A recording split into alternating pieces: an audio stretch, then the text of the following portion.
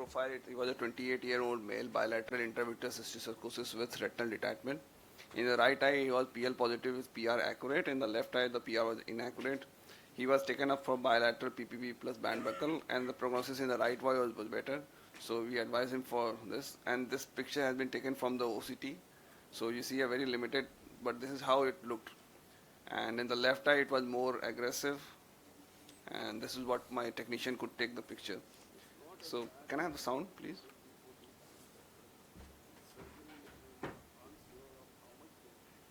It's not a bad idea to put a 240 band buckle in surgeries where you are unsure of how much peripheral dissection you will be able to achieve.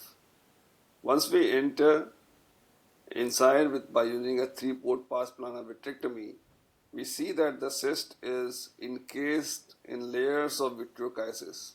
So the first idea is to free the cyst from these layers, and once we see that the cyst has become freely mobile, it appears to be a live cyst.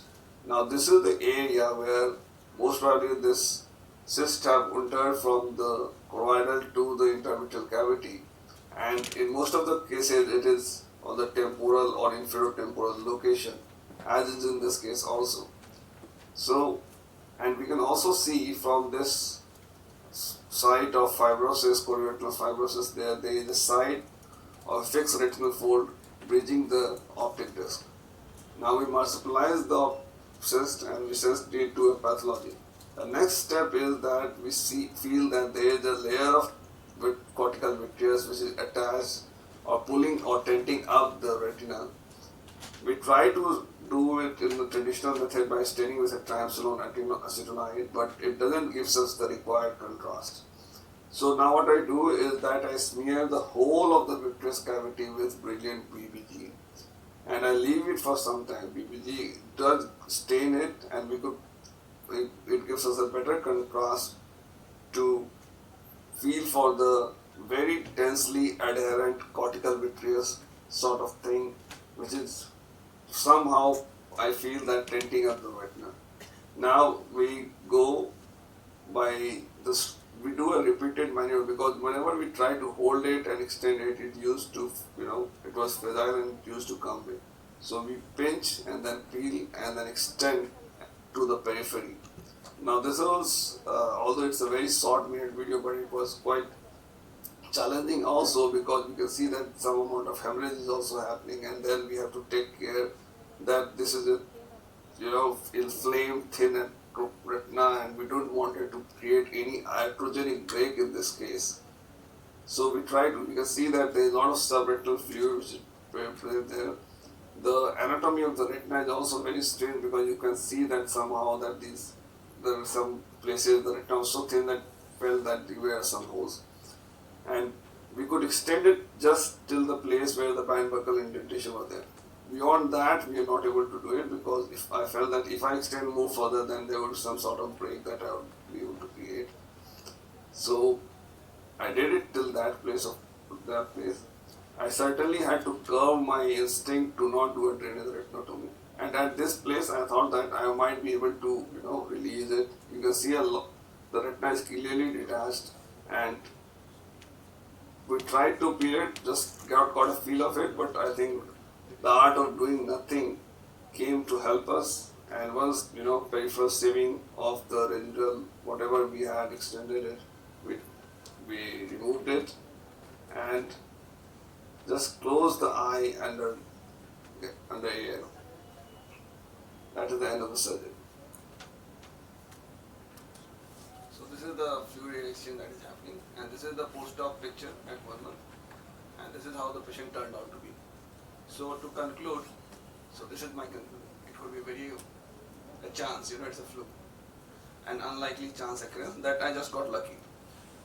And this procedure might be the standard operating procedure in every case. Like in this case of cysticercosis associated retinal detachment, I had to do a podioretectomy as well as do a silicone oil injection.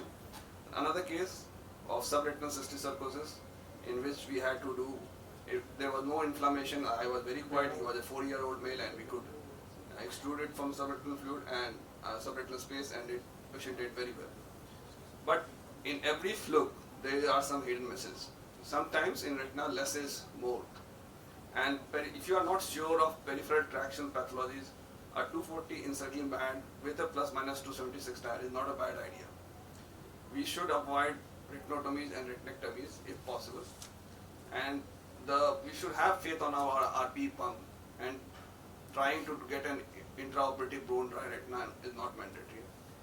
And this is what I feel, that if you are living a large peripheral vitreous field, then gas tamponade might work better than a silicone oil tamponade. And there is always, in such precious eyes, which the patient is bilaterally blind, there is always a second day for a stage surgery. You do whatever you can at their day of surgery, and then you can, if the surgery fails or something like that, then a stage surgery second surgery can always be taken. Even if you do a large retinectomy, and you can go for radical surgery. And intraocular cysticercosis can have a wide spectrum of presentation and management challenges. And we must collaborate more in rare pathologies, especially which are more common in our part of the world. Thank you. Thank you, Dr. Abhishek. So it's more like a diabetic vitrectomy, right? It's mostly tractional, inflammatory kind of a pathology. Yeah, but it's very, diabetic vitrectomy, you know where the point of tractions are, where are the point of attachments are. You've not used a tamponade. So diabetic vitrectomy, TRD, they work well. What I wanted to say is that sometimes we are not sure where the break is. I think the best thing which you did was put up a 240 band. Yeah. That settled most of it, and we could actually induce a BVD. And that could actually extend to the extent of the budget. Another is that. Then we just left it. What dye you use? Dye? Like a BBG. BBG only. Yeah, It was a little greenish, that's why I was. No, that was the Or posterior. maybe of the view video that- or something. That was some view, but it is BBG. But that is what I also wanted to emphasize, that if even BBG, like if you are doing a peripheral saving also, sometimes if you are not getting the right amount of contrast, you can just go and inject BBG, and then it gives you a beautiful contrast for the vitreous also. It stains very well. And then pinching and peeling up, because sometimes you miss it, right? That cortical vitreous plate, and in this case it was adherent pan, like in PDRs. Could be an inflammatory membrane Yeah, also, yeah. which could have Yeah, something like that. something like that. It was very surprised. So, but nicely done, I think. Yeah. The minimum. Art of doing nothing. Yes, That's yeah, okay. it just came out very well. Yeah, it just came out very well. Yeah, because if you would have, if that membrane, because we do tend to see GRD sometimes, where you have an extra membrane sitting on it. So Those are the ones which will cause in some. So it was like a recurrent it was like Apurva's case only. So it's like a peripheral traction. The only was in Apurva's case there was a break already done, and in my case I was assumed there was a break, and I was not sure there was a break. So I just took the risk that I will leave it. If I would have done, and then I would have to do a radical retinectomy, and how that surgery would have turned out, it was a very tough call. I just said that it was a tough call. A good call at the end of the day. If it turns out good for the patient, that's good. Thank you, Dr. Abhishek.